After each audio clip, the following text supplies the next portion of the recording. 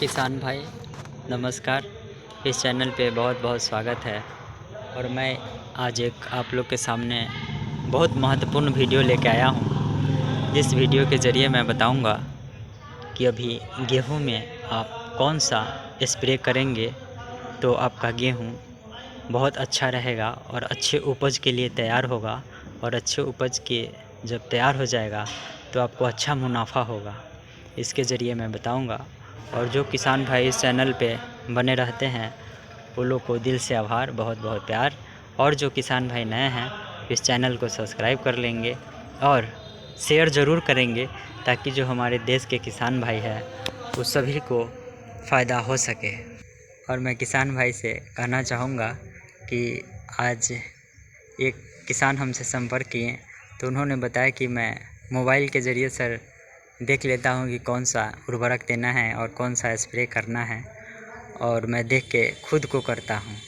तो अच्छी बात है, आप जानकारी कहीं से भी मिले तो आप प्राप्त कर सकते हैं। लेकिन वही किसान भाई आप बोल रहे थे कि सर मैं यूरिया में बहुत सारे ऐसे कुछ केमिकल वाला भी खाद मिला दिया जिससे मेरा गेहूँ पीला पीला हो गया और पत्ती उसका सूख रहा है।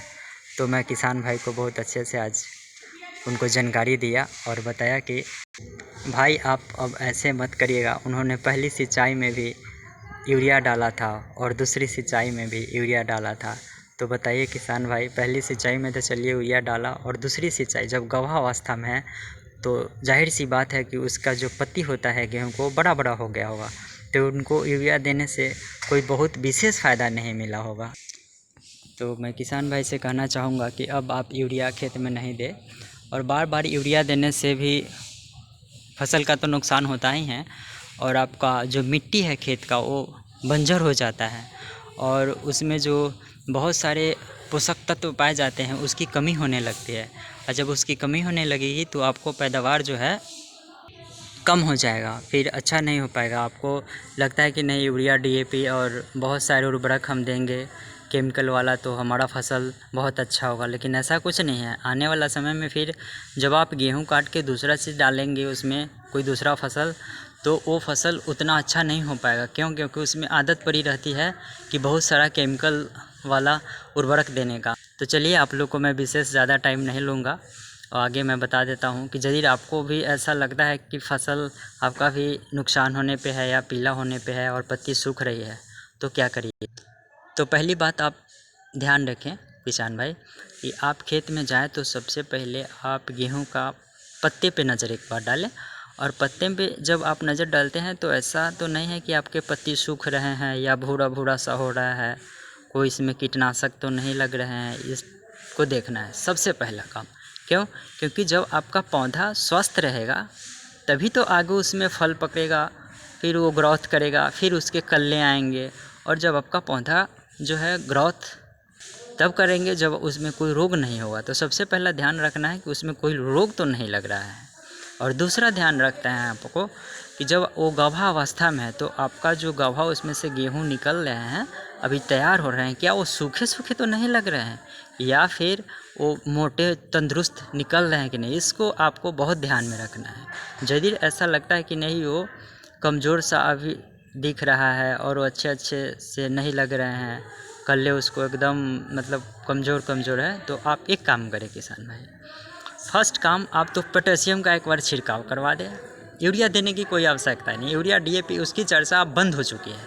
और जो भी किसान भाई वो अपना से कोई जानकारी कहीं से लेते हैं तो नहीं, ऐसा कुछ नहीं करना है, नहीं तो आपको फसल नुकसान हो जाएगा।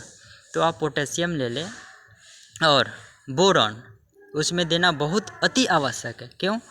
क्योंकि बोरॉन देंगे आप तो उसमें रोग प्रतिरोधक क्षमता को कमाएगा, तो आपका पौधा स्वस्थ रहेगा और बहुत से ज़्यादा कल्ले पकड़ेंगे।